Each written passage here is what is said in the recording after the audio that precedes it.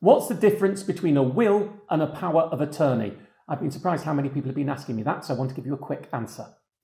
A will is a document that legally dictates what you want to happen to your assets, your property, your money in your bank, any investments when you die. A lasting power of attorney is where you nominate a trusted person to make financial decisions for you in the event that you were to lose mental capacity so that you were no longer able to make those decisions for yourself. There's also a health and well-being power of attorney, just as important for somebody to make decisions about your health if you are no longer able to. So, in a nutshell, a will is for when you die, a power of attorney is for when you're still alive.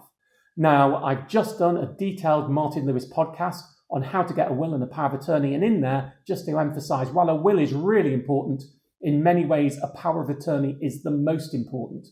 Because if you were to lose capacity through an accident or a stroke or early dementia or late dementia, and you were no longer able to make financial decisions for yourself, well, it may be that your loved ones couldn't access your money to pay your mortgage for you or even to pay for your care.